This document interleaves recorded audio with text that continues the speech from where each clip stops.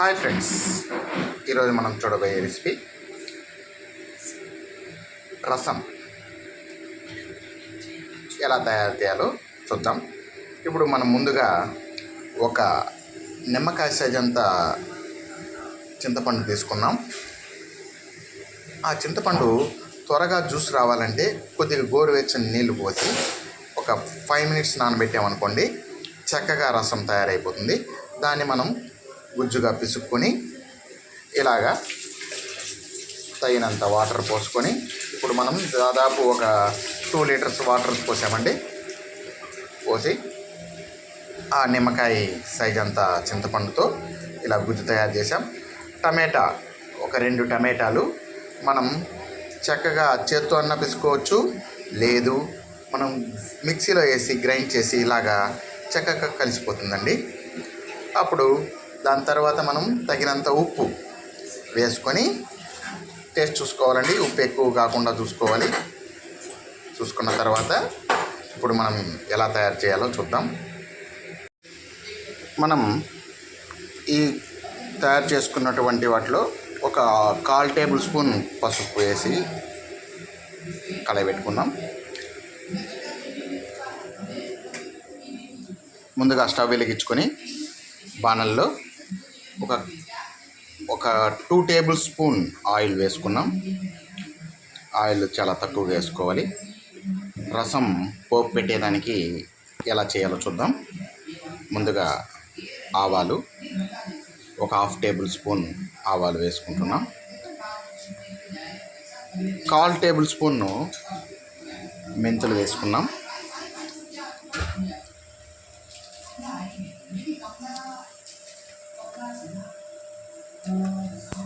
ఇప్పుడు అవి చక్కగా వేగే వరకు వెయిట్ చేయాలి. ఇప్పుడు మనకి చిటపటలాడే సౌండ్ వస్తూ ఉంటుంది. అలా చిటపటలాడిన తర్వాత ఎండుమిర్చి మనకి తగినంత ఈ కారం ఎంత కావాలో అంత వేసుకోవచ్చు. మేము దాదాపు ఒక 4 ఎండుమిర్చిలు వేసాం.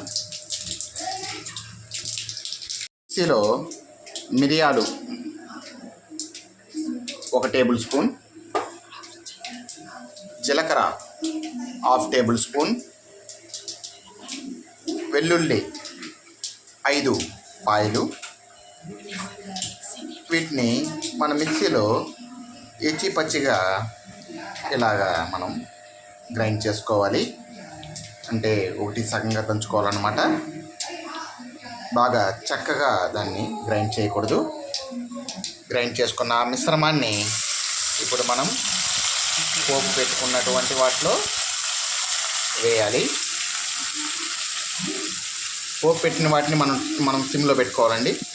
హైలో పెడితే అది మాడిపోతుంది. కాబట్టి సిమ్లో పెట్టుకున్న తర్వాత మనం ఇలా ఆ మిశ్రమాన్ని అందులో వేసి కలపెట్టాలి.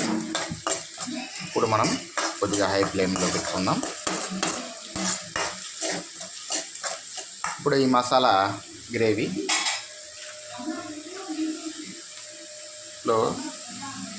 మనం 1/2 tablespoon పసుపు పొడి వేస్తున్నాం. కొత్తిమీర, కరివేపాకు అందులోనే వేసేస్తాం. అడుగంటకుండా మనం ఇలా కలయి పెడుతూ ఉండాలి. రసం ఆరోగ్యానికి చాలా చాలా మంచిది. జీర్ణానికి చాలా మంచిది. పిల్లలకి, పెద్దలకి, గర్భిణీ స్త్రీలకు అందరికీ చాలా చక్కగా ఉపయోగపడేటువంటి రెసిపీ అండి ఇది.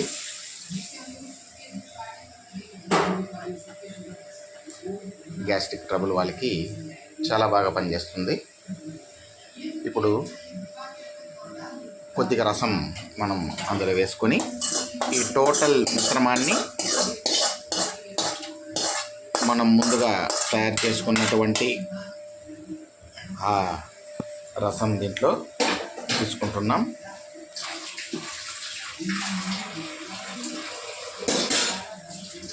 ఈ తీసుకున్న మిశ్రమాన్ని మనం హీట్ చేసుకోవాలి.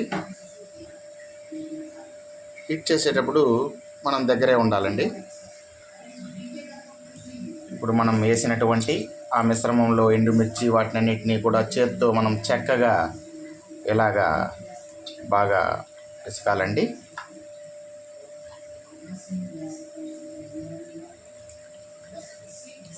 ఇలాగా కలిపిన తర్వాత అది టేస్ట్ మరి ఇంకా రెండింతలు అవుతుంది.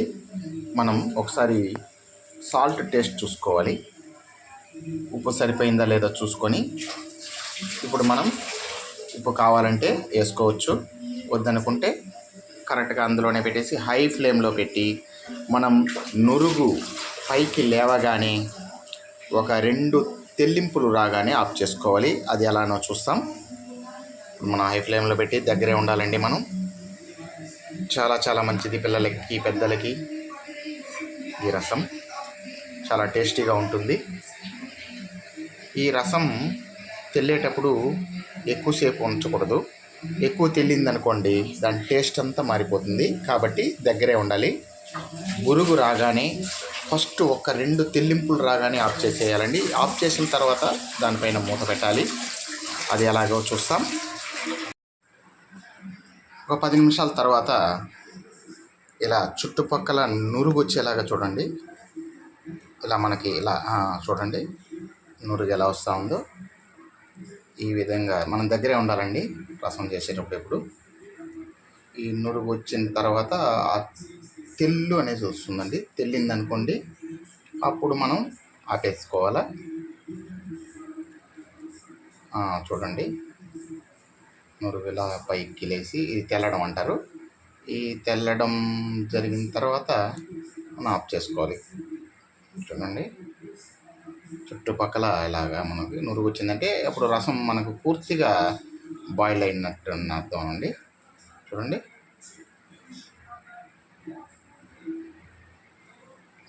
ఇప్పుడు తెల్లు వచ్చింది కాబట్టి ఆఫ్ చేసి ఒకసారి కళాయి పెట్టుకునేసి మనం మూత పెట్టేసేయాలి.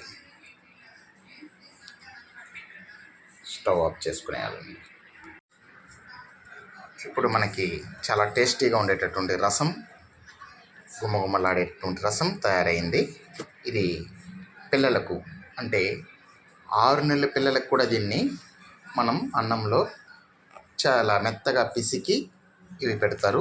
ఇవి వాళ్ళకి డైజెషన్కి చాలా బాగా ఉపయోగపడుతుంది. కాబట్టి 6 నెలల పిల్లల నుంచి ఎంత వయసు అయిన వాళ్ళు కూడా దీన్ని తీసుకోవచ్చు. దీనికి షుగరు, బీపీ ఇలాంటివి ఏమి లేవు. అందరూ తినచ్చు. ఉప్పు తక్కువగా తీసుకోవాలి బీపీ వాళ్ళు మాత్రం.